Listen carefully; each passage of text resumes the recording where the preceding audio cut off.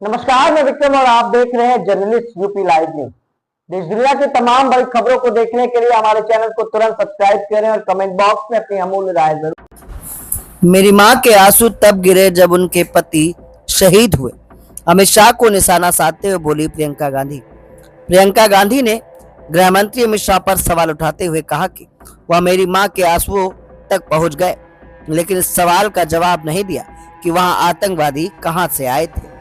फूट फूट कर रो पड़ी।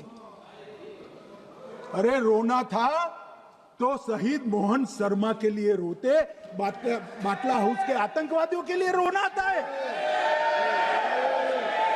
और मान्यवर हमें पूछते हैं कि आपने क्या किया, कोई अधिकार नहीं है पूछने का। आज गृह मंत्री जी ने इस बात पर उल्लेख किया। उन्होंने कहा, उनके शब्दों में उन्होंने कहा कि पाकिस्तान के पास शरण में आने के बजाय कोई चारा ही नहीं था। आपने शरण दिया क्यों? वो आते हैं आपके देश के अंदर, लोगों को मार डालते हैं और आप उनको शरण दे रहे हैं। क्यों दिया शरण? इसका जवाब क्यों नहीं दिया है एक भी भाषण में?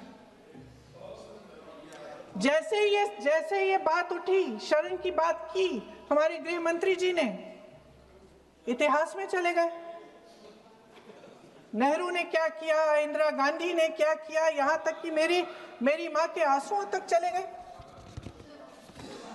लेकिन इस सवाल का जवाब नहीं दिया कि ये सीज फायर हुआ क्यों, ये जंग रुका क्यों, और तब क्यों रुका जब दुश्मन के पास कोई चारा नहीं था हमारे श्रेय में आने के बजाय। क्यों रुका ये जंग, इसका जवाब नहीं दिया।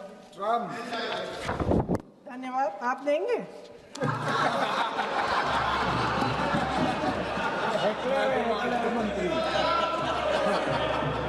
देना भाई देना, आपको टाइम मिलेगा तो।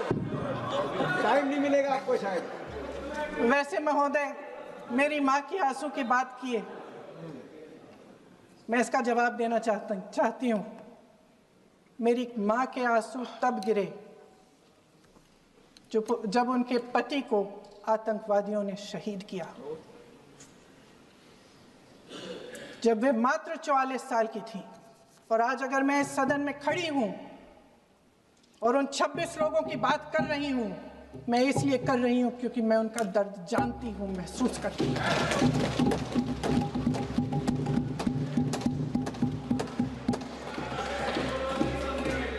अध्यक्ष महोदय, मैंने कहा कि देश का नेतृत्व सिर्फ उपलब्धियों का श्रेय लेने से मजबूत नहीं होता। सफलता और विफलता दोनों की जिम्मेदारी लेने से बुलंद होता है।